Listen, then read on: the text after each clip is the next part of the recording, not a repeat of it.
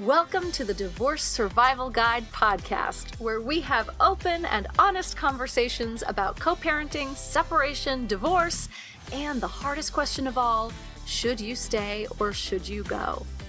I'm Kate Anthony, your divorce survival guide, and I'm here to help you navigate some of the roughest waters you've ever swum in and answer some of your toughest questions. I've been to hell and back, and now it's my mission in life to help you get to the other side of this process with your sanity and your heart intact.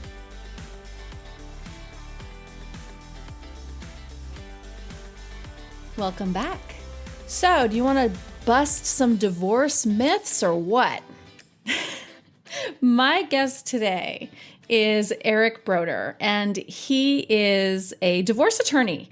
He is one of the top divorce attorneys. He's selected as a Connecticut super lawyer in family law every year from 2013 to 2020. And every year, no more than 5% of the lawyers in the state are selected to receive this honor. So he's amazing. He is just a phenomenal resource. You've probably heard him on Susan Guthrie's podcast. We had him on our live stream that I do every Monday with Ben and Susan. And if you don't know about that live stream, by the way, every Monday at 5 o'clock Eastern, 2 o'clock Pacific, Ben Heldfond of Our Happy Divorce and Susan Guthrie and I host a guest, and we have amazing conversations about divorce. And it all happens on the Our Happy Divorce Facebook page. And I usually actually also stream it into my private Facebook group. So mark your calendars for that every Monday, 5 p.m. Eastern and 2 o'clock Pacific. So Eric was our guest a few months ago, and I just loved him. And we decided to do an episode on busting divorce myths. So if there are things that you have heard, there are things that you believe to be true, there are things that someone has told you, we're going to bust the top myths today. So without further ado, here's my conversation with the amazing, talented, and super smart attorney, Eric Broder. Eric, thank you so much for joining us and talking about busting these myths. There are a lot of them. Divorce myths. For those of you who may have missed it, we had Eric on the live stream. We had a really great conversation on our Happy Divorce live stream, but we'll link to that in the show notes, but we're going to continue that conversation and bust some divorce myths. So first of all, do you want to tell people, I introduced you in the intro, but you want to just sort of tell people a little bit about who you are and what you do? Sure. I'm Eric Broder, and I am a divorce lawyer, family lawyers sounds a little better. We're located in Connecticut, Southern Connecticut, Fairfield County, more suburban New York City. A lot of people live here and commute to Manhattan. There are 7 lawyers in my firm, and this is all we do 100% of the time. So I always tell people if they want to close on their house, I'm the wrong guy. Go somewhere else. Yes. Divorce myth. So the number one enemy of my business is, I call it cocktail talk. It's when people come in here and tell their neighbor's alimony deal, or their friend got this house, or their friend this. And I tell this, it's my biggest pet peeve and penalty, because it's each case is different and unique, and there are certain factors. And I always tell this story, and it's a good one to lead off with. And you may have heard of me, Kate, but I represented in Connecticut. When you get divorced, you go into the courthouse, and the judge approves the agreement and reads about the agreement. And I represented a woman. They were long marriage, 25 years and multiple kids. And she was not employed outside the home. And the judge highlighted the agreement, went over it with the parties. And part of the deal was my client wasn't getting alimony. No, very little, a sparse amount of alimony. And another lawyer in the courtroom runs out in the hallway to grab me and goes, how? My client wants to bust up his whole entire divorce deal. How did this lady not get any alimony? And it sounds great, right? My client's husband is saying, I'm barely paying alimony to my wife of 25 years. Well, what they neglected to realize was that my client was getting a trust that threw off hundreds of thousands of dollars a year of income that she was going to be able to live off of the rest of her life, which was better than alimony, because if he loses, there's no alimony. If he passes away, maybe there's life insurance. So It's a myth. So there's a guy out there telling his friends he's not paying alimony. And here my client is saying, I'm not getting alimony. Look what she got. So I always tell people, be aware of cocktail talk, because there are a lot of myths out there as to what really happens. And when you live in an area like where we are in Connecticut, where I can literally be in 5 states in a matter of a 3 or 4 hour drive, each state is uniquely different. New York law and Connecticut law are different. Connecticut is different from Massachusetts, which is different from Rhode Island.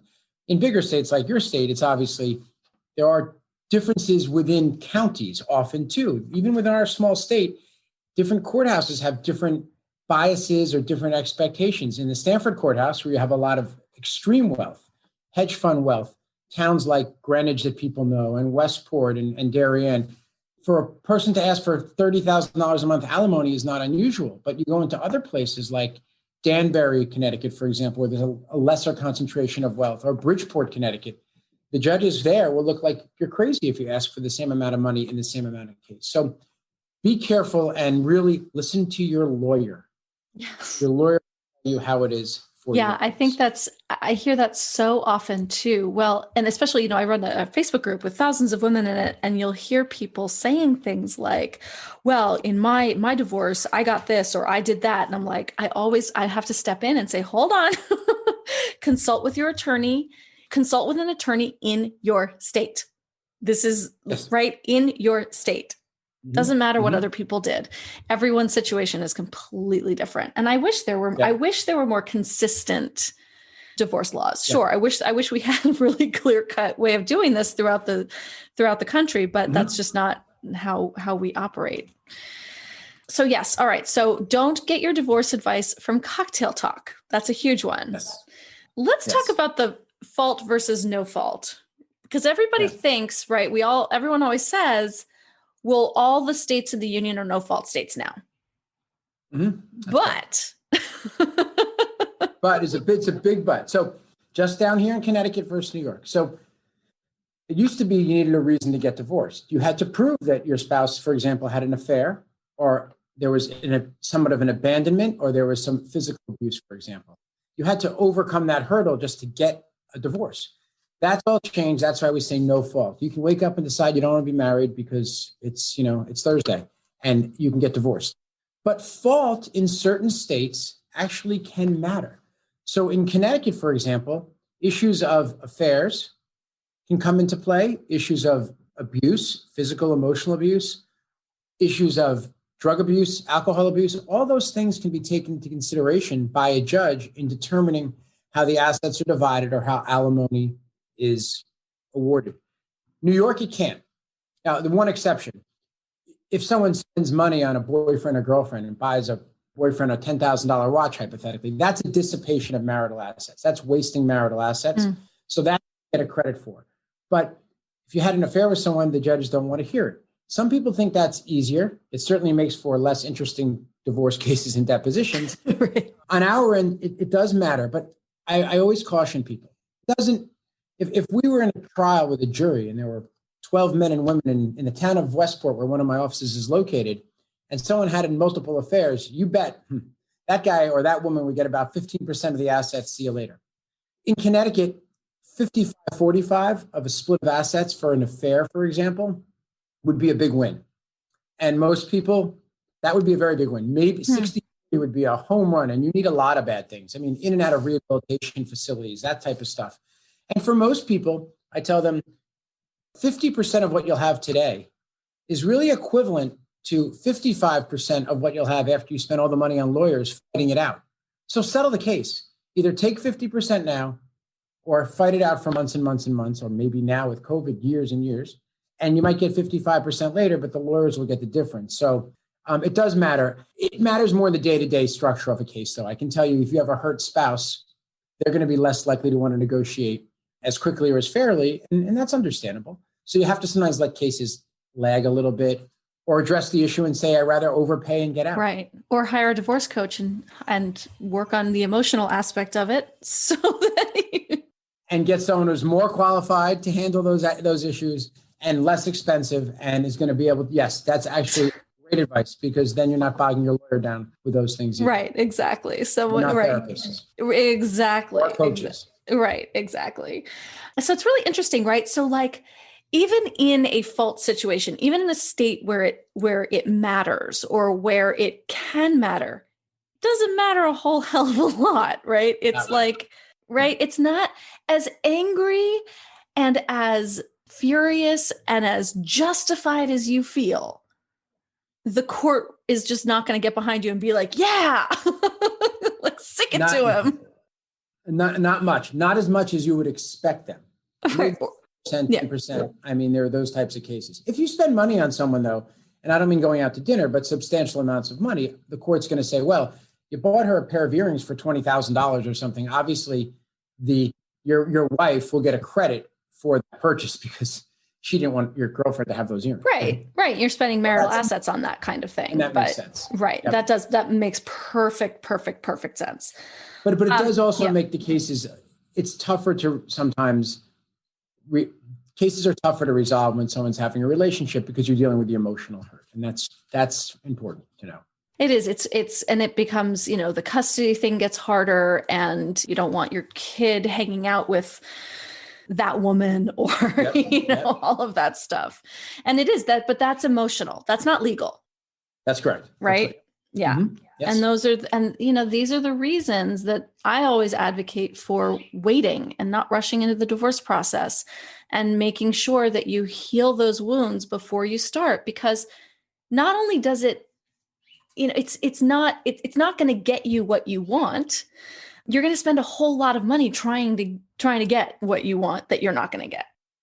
Yep. Right. The interesting thing in Connecticut is when you take a deposition of somebody, you can ask about those affairs and you can ask all those questions. New York, you couldn't, and certain states align with Connecticut and certain states align with New York. It's not, universal. And that really creates another level of problems because now there's a transcript and someone's admitting to this relationship. And even though that's fine within my office, that transcript sometimes winds up in a file in someone's house and a kid finds it. I've had adult children find transcripts from divorces and things they didn't know about their parents. So you might have it on your computer now. It's a little different than it used to be 10, 15 years ago, but people find these things. So once it's in writing, under oath, I swear I'm going to tell the truth. And you talk about relationships and affairs, can have a lot of damage later on. So I always try to keep those off the record as best as we can. That's really great advice. Right. Do you say that to someone who's like, I want you to investigate all of this? And do you say like exactly what you just said? Like, just think about the fact that this is going to be out in the public domain. I mean, if it's a deposition, it's absolutely going to be in your house or someone can find it. As far as going to trial, it's all out there. I mean, I can Google people and look at the divorce agreement or divorce decision, and the judges will say, the wife claimed the husband was drinking. The husband claimed the wife was having affairs. The court believes or doesn't believe both of them. Who cares? It's now out there. And now your next boyfriend or girlfriend can find it, your kids, your neighbors, your friends, your community. And believe me, people do. I mean, I hear people talk about things sometimes and go, how do they know that? And once in a while, I'll look up the name and I'll go, well, that's how they knew it. They read the case. They actually read the case. Well, yeah, I know people who in dating will Google the crap out of the person that they're starting to date, right?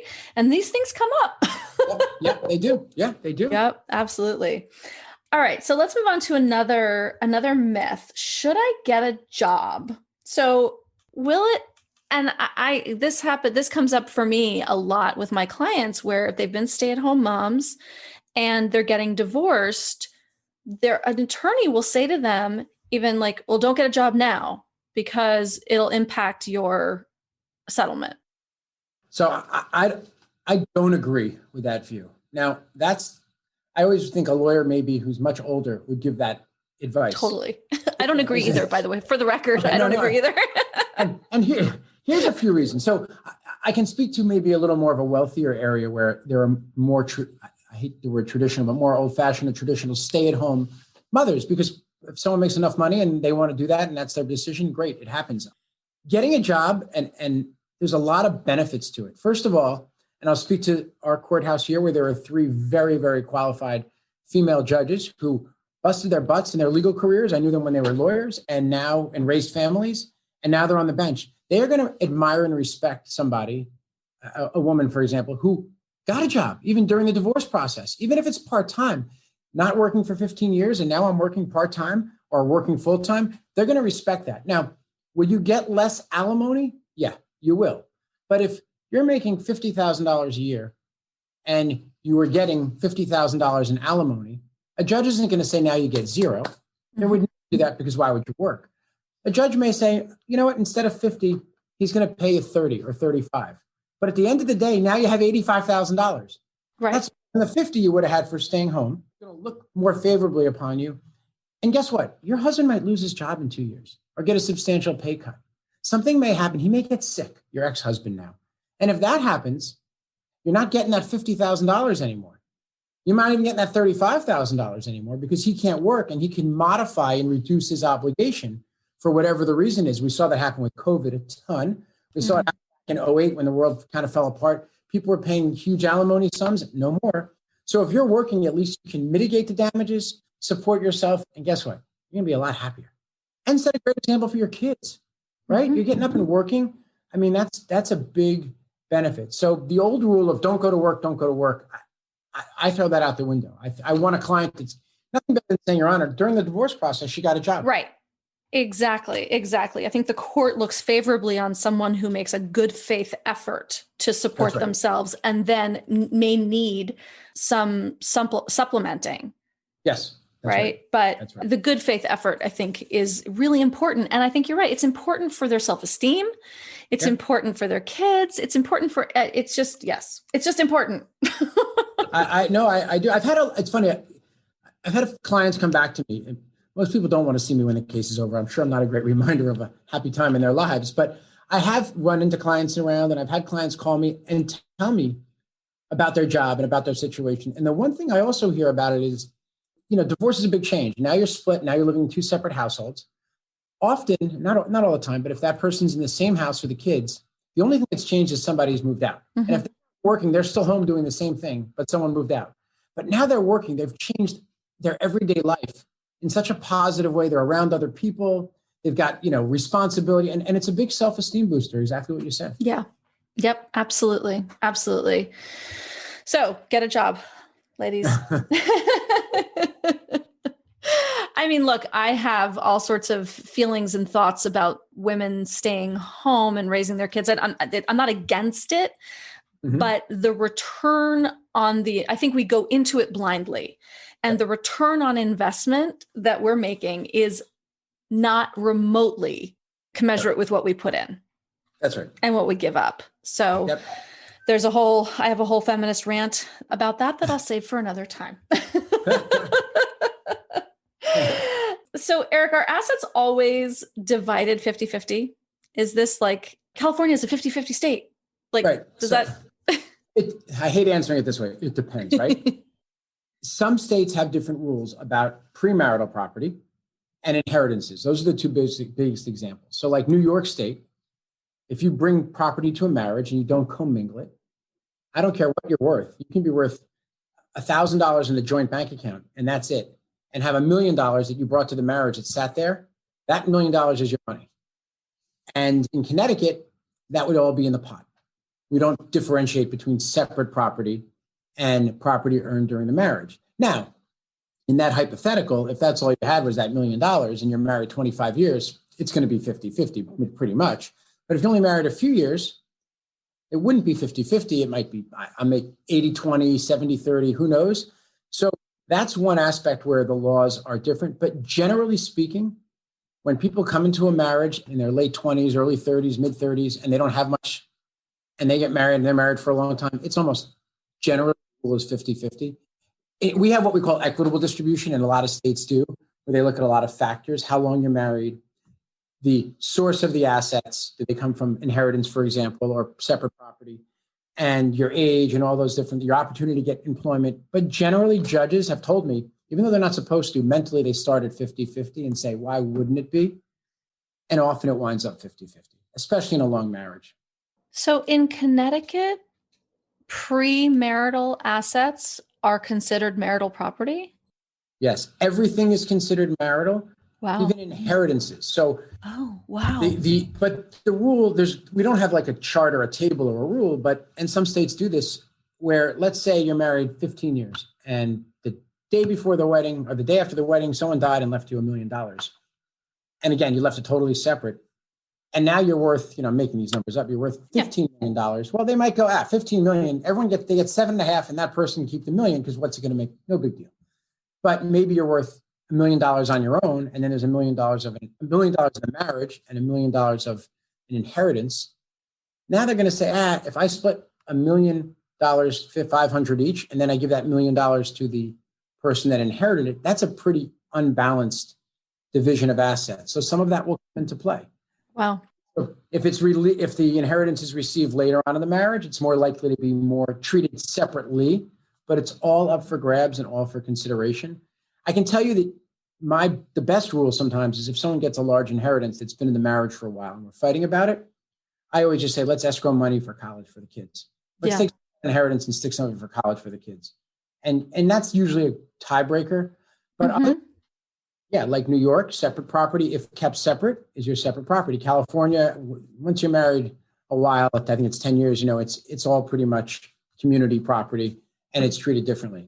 To that end, there are many, many more prenups. I've seen a huge increase in them in the last 5 to 10 years, a big increase. Yep. Let's bust that myth. Let's bust the prenup myth, because there's a lot more that goes into a prenup than just like you don't get any of my wealth if we get divorced, right? I mean, I think that the myth about a prenup is that it's like old rich guy and it's like an Anna Nicole Smith situation, right? Right. Old rich guy makes young biddy sign the prenup that says that she doesn't have any access to his bazillions of dollars if they get divorced. Yes. Or if he dies, whatever. Yep. But that's not what prenups are. No. Anymore. That's what everyone thinks they are. Right. And that's true. There are, and that was the most common type of prenup where you had the wealthier guy and the trophy wife, I guess, and there were provisions made, right? But they're far more complicated. People call up, I need a simple prenup. And then I start asking questions. And one myth to dispel is prenups can be busted up, no problem. No, they're very, very, very hard to bust a prenup. If they're done properly, people knows what they have asset-wise, and people are represented by lawyers. I can tell you now versus 25 years ago, they're very difficult to break apart. Unless there's some unforeseen health circumstance or something that really they're hard to break apart. But there are a lot of things people don't think about in a prenup. So more and more, we're seeing younger people getting prenups because they were witnesses to their parents' bad divorce. And they want to make sure that if they go down the line, a lot of things are predetermined. Oh, interesting. One of those things would be commonly, like in Connecticut, we don't have premarital assets. We may separate those at the time of marriage. And you sometimes have people who make a lot of money at a young age and they want to say, hey, I'm bringing this to the marriage. I want that out of the pot. And that's an example of something you might do in a prenup. Okay. Yeah, that makes sense. One thing that, I mean, right. I mean, if you come, right. I mean, people, it's more common. So a marriage where you have children already and both parties have children, you want to probably preserve more for children when you have a second marriage. And that's not uncommon to do a prenup at that point. One of the biggest considerations in those is estate rights. So if somebody dies, if I have all this money and I say, I'm disinheriting my wife, she's the worst person in the world, all those different things, she can contest my will and still get a third of my estate, no matter what. You can't really disinherit a spouse. Oh. So if you're married for a second time and you're in your late 50s, you're established, now your spouse has the right to a third of your estate. You can waive that right in a prenuptial agreement. So a lot of times spouses will waive the right because you may want to leave it to your children. And you can still leave them 50%. You can leave them all of your estate, but you'll waive the right to claim that they violated this 1/3 share. So it's a little more interesting. Other interesting things people don't think about, we're getting more in the prenups, but is what happens if I own a house and I get married and someone moves in with me and now we split up? Well, I want them out of the house, obviously, right? So how many days do they have to get out of the house? There's a lot of different provisions that people don't think about when they enter into a prenup. And that's a big one. The last thing you want to do is be in the same house with someone when you own that house, right? So, yeah. Right. Well, especially if you came into the marriage with the house, right? And it's but in Connecticut, then it wouldn't be like, it would actually still be community property. Without a prenup, it'd be a marital asset. So, ooh, wow. That's where it comes in a lot more. That's amazing. The reason, I have my only theory for the reason for, I think, the increased number of prenups is so many more people who are in their 40s, 50s, 60s, 40s and 50s really watch their parents go through bad divorces, because that's when it's sort of there. Your hand is up on the podcast. Yeah. People are skeptical, right? And they want to avoid that. And that's where it comes into play. When I get two very young people without a lot of money for a prenup, then I get a little skeptical. You have no money. What are you doing? You're building a life together. This might not be the right way to go about it for a prenup. It's interesting because I think that one of the things that I think prenups do is that they force people to answer questions that they may not be asking themselves before they get married. And, we kind of think of them as a bit of a buzzkill, right? Yep. Mm-hmm. But I think premarital counseling does the same thing. And so few of us do that before we get married. And I think I have a friend, I'll never forget this. I have a friend who they're about to have a baby, or maybe they did have the baby. They've been married for a few years. And before they got married, she was telling me about their premarital counseling and how it was so hard. It was so in-depth. They covered every contingency. Wow. He had been clean and sober for a while. So what would happen if he started using again? What would happen if... And they came up upon these roadblocks that they never imagined that they would, such as religious. He was like, oh, well, we're definitely going to raise our kids Catholic. And she was like, whoa, we what? And so, right, these assumptions. And I think that prenups do a similar thing just with money or assets, right? That force you to have conversations you may not have had otherwise that are actually really important conversations to have. Yep. I don't disagree. Yeah, you're right. It's a good point. It's a very good point. I also wonder what's going to happen. I think the marriage rate is going down, right? Mm-hmm. And so, how are these? Do people have prenups if they're not actually nupting? What do you call that? Cohabitation agreements. Okay. It's really interesting because the family court doesn't have jurisdiction over a cohabitation agreement because you're not married. Right. If you're going to challenge that, you're in civil court. It's a little different. You're in there with the personal injury cases and the like, or contract disputes. It's really a contract between two people. It's almost like a roommate contract. Right. Second shelf of the fridge is mine. The third shelf is yours. That kind of thing. So, he ate my yogurt. Yeah, exactly. I had 6 Diet Cokes. Now it's 5. It wasn't you. So those are things that we do. Not often. It's tricky. Sometimes people want to have children and they don't want to get married, and we deal with it that way because financially, if someone says, I'm not going to work, but I don't want to have to move out and have no money and live somewhere with a child if this doesn't work out, and you're going to live in our beautiful home on the water. So we try to make adjustments there. It's tricky. Those cohabitation agreements are definitely tricky. One thing about prenups, though, you can never make provisions for custody or parenting. So you can't say I get sole custody or they're not valid, and you can't make a child support agreement either because child support is always modifiable or changeable. Right. You might say I'm going to pay X amount in child support. Well, your income could be much more or much less, right. Or a child could have some significant special needs. You just don't know. People always think we can just resolve custody. If we have a child, I'm going to have 50% of the time. No, you can't do that in a prenup. Interesting. Yeah, that's good to know. I mean, obviously you couldn't figure out child support for a child that hasn't been born yet, but people want to. They want all the certainty. Yeah, that's crazy. Yeah, no, but that's actually a good point. Even custody, even percentage of custody. That's interesting. Can't do any of, which is another myth. I'll segue a little bit as to go for it. What is custody? Yes. Most states, 99% of people have joint custody of their kids, and that does not mean 50-50 parenting. Joint custody means legal decisions concerning the children. Major health, religion, and educational decisions have to be made jointly. And the reason why I can speak to my own state that 99% of people have it is they don't disagree. The children are in school or private school, can't afford private school or in public school. If they need a tutor, generally people get their kids tutors, right? And when it comes to health, most of the time, almost all the time, people agree. If they go to the pediatrician and he or she says, go see this orthopedist, you'll see that orthopedist. The only time you see a little bit of arguing is over therapy. And if you're a product of divorce and one parent wants therapy, you're going to win that battle as long as the therapist that you choose is like a board certified therapist and not somebody burning incense in the back of the room and playing the bongo drums, right? It's not like some spiritual leader. It's got to be a therapist. So not all the time people have joint custody. And when people say I want custody or I have custody, and I explain that, they back off. What really is different is the parenting plan, right? That's what they mean.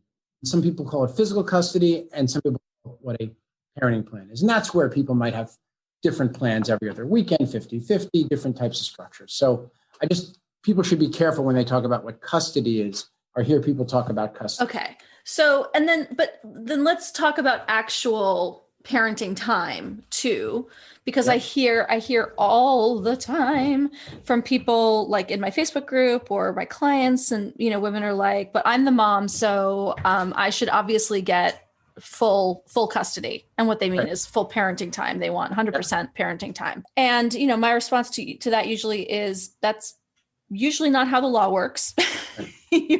Right. So can you shed some light on that? When we were growing up, every other weekend, I always say it was like Friday to Sunday afternoon, and you went to McDonald's on Tuesday night with your father. That was kind of like what I saw friends go through and people go through. So that's not even close to what it's like now, especially since COVID has started. I've seen a lot more, almost 50-50 type plans. And I say that because if two people live in the same community and have work flexibility, it's not impossible to do what we call a 50-50 plan. Some call it there's different structures. It's not always week on, week off. It's nothing like that. Mm-hmm. It could be a 2-2-5, which if some people know what I'm talking about, it could be that every Monday and Tuesday, the kids are with mom, Wednesday, Thursday, they're with dad, and the weekends rotate. So it could be Wednesday, Thursday, Friday, Saturday, Sunday, dad, Monday, Tuesday, mom, Wednesday, Thursday, dad, Friday, Saturday, Sunday, Monday, Tuesday, mom. Sounds confusing, but it's not. It's not. That's what I do. That's what we've done for years. There you go. Yep. Yeah, a lot of people do it. It's great. The child knows it's Monday, I'm at mom's. It's Thursday, I'm at dad's. And then they get continuity of 5 days in a row on the weekend. And of course, as you probably know, if your child has an activity on dad's day, you can certainly attend and see your child and vice versa. Right. So I'm seeing that plan more and more, or closer derivations of that plan, where the plans are not mom has the kids all the time. Mm-hmm. Now, in a community like ours, where people commute for work to Manhattan, or did, or hopefully will again soon, it sometimes is impossible to do that, because if someone's on a 7 a.m. train, they can't put a child on the school bus. And if they come home at 6 p.m., they can't be there to get a child off the school bus. Right. So then we make different arrangements. If people travel a lot for work, obviously they fly around, or did, and probably hopefully will again soon, it becomes more difficult. But I would say that if I counted up all the days that the working parent or the father had 20 years ago versus today, it would be a dramatic difference. And the idea that the mom is the mom, and so she has the right, is just not, it doesn't hold up in court. That's right. Not a legal standing. No, I mean, for a mom to have an extraordinary amount of time, it usually is due to the father's work. Right. And some of the things that people also don't realize is the court can't really legislate everything. They can legislate big issues, but they can't legislate if the child brushes his teeth in the morning or at night, or if the child stays up till 9 o'clock or 8 o'clock. I mean, I tell people, go get a parenting coordinator, go see somebody, because the child should have consistent rules, right? But Go see somebody, work with that person. If dessert at your house is every night at 8 o'clock and dessert doesn't exist in one, get some consistent schedule for the kid. But a judge does not want to hear that. Judges, especially in any judge in your county, in my county, the things they deal with are parents go out and leave a 4-year-old home alone. That's a real issue. That's they're going to issue. Yes, parents using drugs, alcohol. That's a real issue. That's the case they want to hear. They don't want to hear about, well, he lets the kids stay up till 10:30 on a school night, and I put him to bed at 9 o'clock. They do not want to. Please, you'll get bounced out of there so fast. Well, not only will you get bounced, but also don't call your fucking attorney for that, right? Because if you you got to work it out. You write somehow, and you either you ask yourself, how important is it? Mm-hmm. And again, I get it. If they're younger, 10:30 may seem like a really late bedtime. Right. And you probably, what you're wanting is another professional. What you're wanting is a professional to tell your spouse that the way they're parenting is not necessarily in the best interest of their children, because they're not going to hear it from you. That's right. But your attorney isn't that person, and it's a very costly call, and a judge certainly is not that person. Absolutely. And by the way, attorney isn't as qualified because we don't know your kids. Right. You're an early rise or late. Go see I always call them, we call them parenting coordinators here, where it's a social worker or a therapist. And I often try to build that into the agreement. In the event a dispute occurs, Either parent can go to that parenting coordinator. The parents have to participate before you can file a motion in court. Because it's an expensive motion to discuss those issues. Right. Really expensive motion. And look, it's the easiest money in the world for a lawyer. Don't pay your lawyer to discuss issues literally like bedtime, or do they do homework right when they get off the bus, or can they have a play date before? Literally, those are the calls you get. And when you go to court to argue those things, or even you sit in a courtroom for 2 hours before you're called, and you get to bill your client for those 2 hours of sitting there waiting for case number 1, 2, 3, 4 to be called. And it is just, the judges roll their eyes and look at you. And people do it. Go to someone who's more qualified. Save the money. So what do you do when your client calls you and is like, I want to fight this, you take this to court? Do you, like, are you kind of hamstrung? Like you kind of have to because they're your client? Well, depending on the issue, right? If it's a small sort of negligible issue, I explain what it's going to cost and how much time it's going to take. And I'm honest about it. And I explain what the benefit of the result may be, especially with kids and parenting plans. If you file something now, we're not going to file something on Monday. You're not going to court on Thursday. It could be 4 months in normal times before you get a court date on that issue. Right. Kids change all the time. So a 9-year-old's bedtime is different from an 11-year-old's bedtime. And we're going to spend 4 or 5 months fighting about this issue and then come back. I'm happy to do it if that's what somebody wants, but they're going to go in eyes wide open. They're going to know what the expenses are that involve it. And they're not priority issues to a judge. Those they look at our motions, and if they see that, they're not going to give you priority when you're called, especially if an emergency arises, and they'll bounce you to the back of the line. Right, exactly. Right. More qualified. And most people do. Now, look, there are situations where you have to, where I can have and this is usually an ex-spouse situation, where I can have an ex-wife. I mean, it's a cold, sunny day out here today. And my client might say that, and her ex-husband will swear that it's pouring rain out here right now. Just because, if that's the case, we'll go to court. We'll do it. Right. Yeah. Totally. The exception. So, okay. Whew. Yeah, that's a big one. I feel like people really want to use their attorneys in the legal system for things that are just, there are people that are better qualified, and there are people that are a lot cheaper. Yes, right? Absolutely. Absolutely. Okay. Another myth. Does one person have to leave the house when the divorce is filed? What do you do? So the answer is no. It's hard to kick someone out of a house, even when a divorce is filed. In Connecticut, you need to prove that there's really almost an imminent threat of harm, maybe not necessarily pure physical harm, but substantial emotional harm.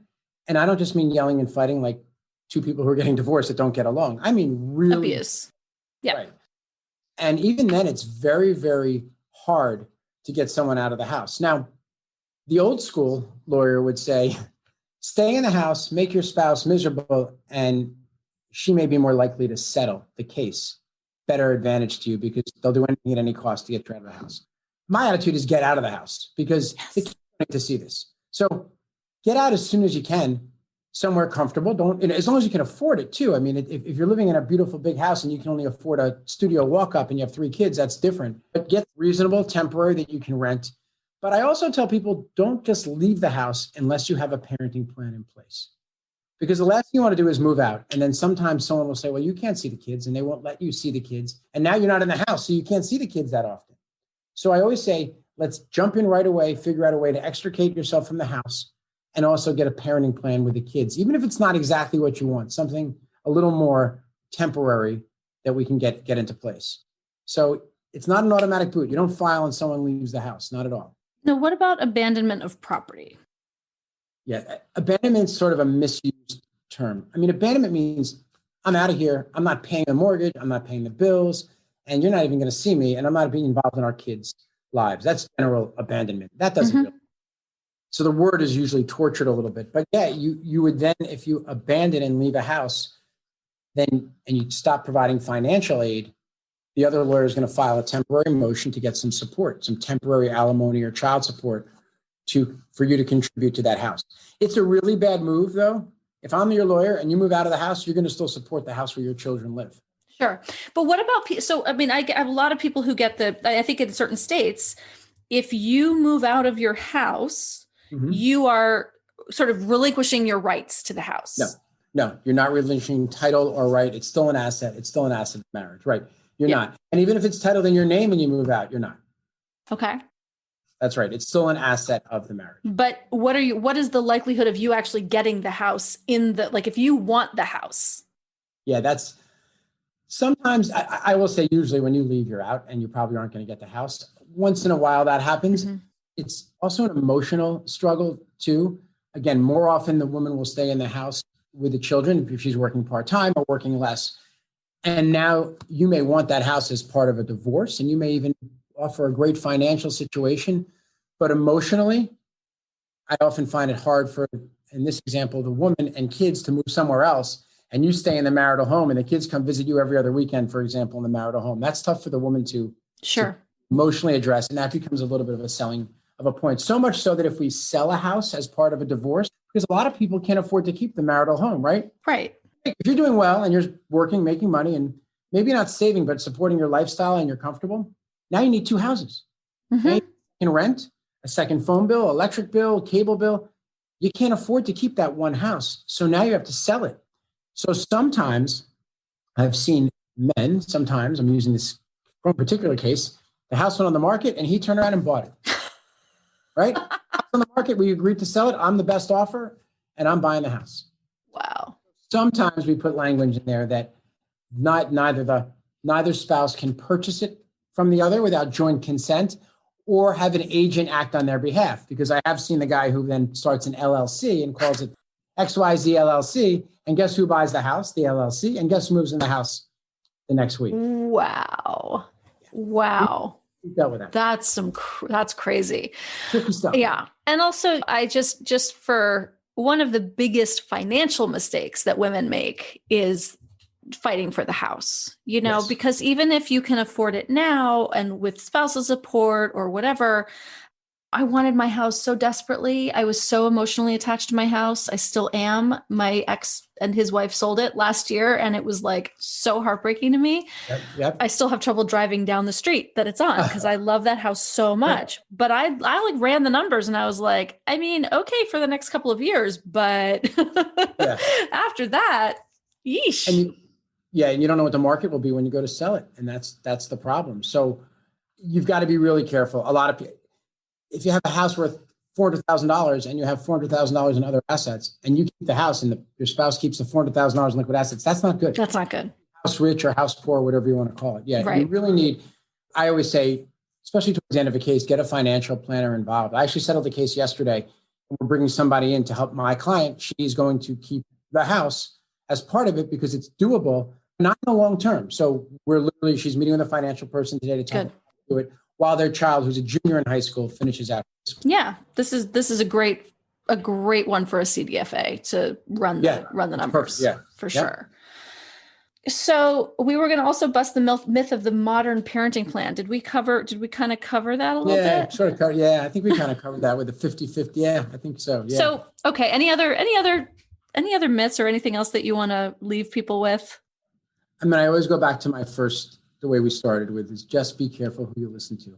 Friends are great support. Somebody like you is terrific because of your wealth of knowledge as a support.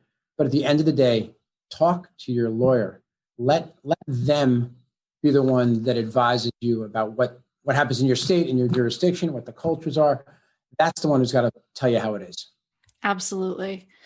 Eric, where can people find you if they have questions? Are you open to? Absolutely. I have an easy website address. It's www.ctfamilylaw.com, like Connecticut Family Law, CT Family Law. They can click and email me. People do all the time, and I'm always glad to answer. I have a quick call with people. I kind of like it. It's kind of different. That's so great. Yeah, I'm happy to answer. We have a bunch of, there's a lot of, we do a lot. I mean, they're Connecticut specific, but a lot of them range advice-wise throughout the state. Like when I have to leave the house, they could be for any state. We have a lot of blogs and good information on our site, basically just culminating with the questions we've gotten from people by email and starting to put the information out there. So good. I'm always happy to question, or one of the lawyers in our office definitely will. Eric, thank you so much for coming on and having this conversation. This is such valuable information. No, thank you. This is great. I really enjoyed it. Thank you, Kate. Thanks for having me. Thanks for tuning in to another episode of the Divorce Survival Guide podcast. If you like what you hear, head on over to Apple Podcasts or wherever you listen in and leave me a review. And don't forget to follow me on Instagram at The Divorce Survival Guide. I'll see you next time, and until then, remember, you, my love, deserve to be happy.